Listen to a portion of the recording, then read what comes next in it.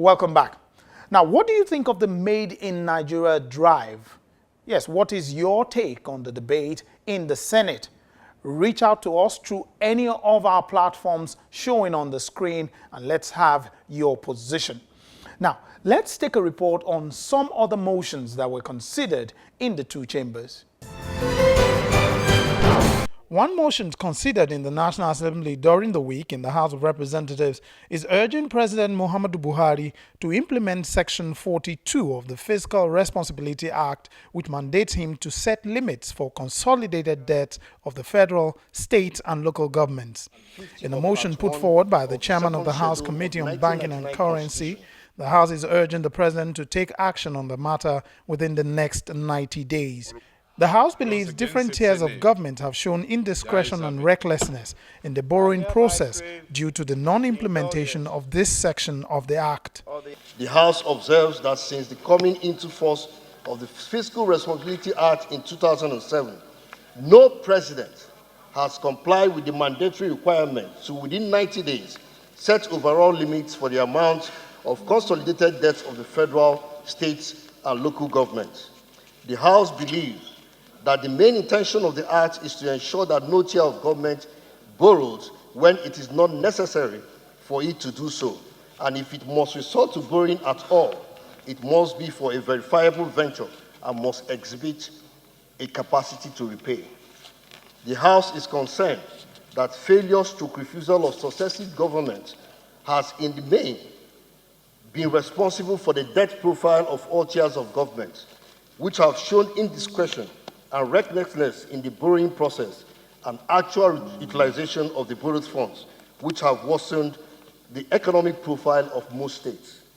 The House is also concerned that the continued failure to comply with the mandatory requirements of the Act will ultimately defeat the intent of the Act, stifle economic growth, thereby mortgaging the future of generations yet unborn. The House also considered the motion of urgent public importance sponsored by Representative Babajimi Benson on the matter of 3 schoolgirls abducted from school in Ikorodu, Lagos State. The House of Representatives is urging the Inspector General of Police, Solomon Arase, to intensify efforts to ensure that the 3 girls are rescued. Speaking on the motion, lawmakers expressed their worry over the growing number of girls and women being kidnapped. The House is also sending a delegation to go to the school and also meet with the parents. The House further notes that the school owned by the Anglican Communion, Lagos Diocese, is located at Agunfoye, Lugbusi Town, Ikorodu. Alarmed that more than 24 hours after the sad incidents, the Nigerian Police Force and other concerned agencies of government have not been able to reunite the abducted girls with their parents.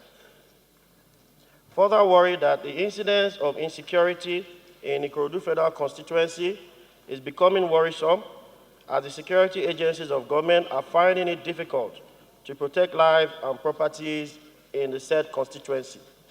The House resolves to condemn in its entirety the callous and grossly inhuman action of the abductors under whatever guise, and it is against the tenet of seeking qualitative education for the girl child.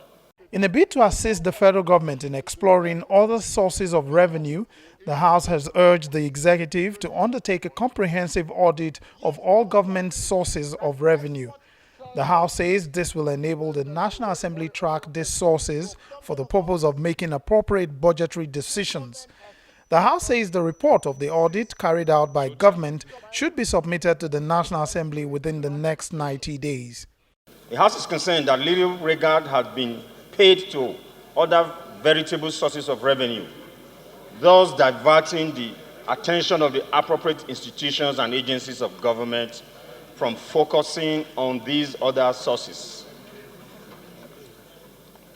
The House is also concerned that current trend in global economics suggests a downward slide in the price of crude oil, thus necessitating the urgent need to look inwards with a view of exploring other viable means of revenue generation to enable government meet its huge financial obligations.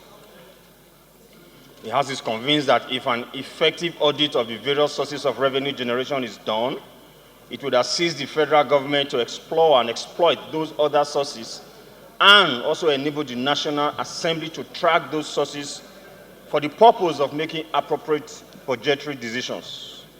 And in the Senate, lawmakers resolved to amend the act establishing the Joint Admission and Matriculation Board, JAM, to extend the validity of its results to 3 years. The Senate also resolved that JAM examination fees should not exceed 2,500 naira, while change of course and institutions, as well as other charges, should be free.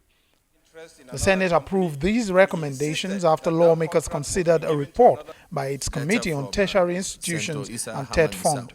The committee knows that huge funds are necessary to run higher education. Therefore, more funds should be appropriated based on data of persons between the age of 18 and 35, which form the bulk of persons admitted into tertiary schools. This will provide more facility, such as classrooms, lecture halls, furniture, libraries, laboratories, workstation, learning and teaching aids, hostels, etc., etc., thereby increasing the carrying capacity of the school. The Senate is also urging the federal government to restructure the National Drug Law Enforcement Agency to make it more effective in dealing with the worsening problem of drug trafficking in the country. A federal lawmaker, Senator Gbenga Ashafa, in a motion, warned that Nigeria tops the list of countries involved in drug trafficking and drug use in West Africa, and the list of drug couriers arrested in Europe in 2011 and 2012. Senator Ashafa said it is worrisome that the federal government has not swung into strategic action to curb the menace of drug couriers and their sponsors within and outside Nigeria. At least one Nigerian is on the death row in Singapore for drug-related offenses.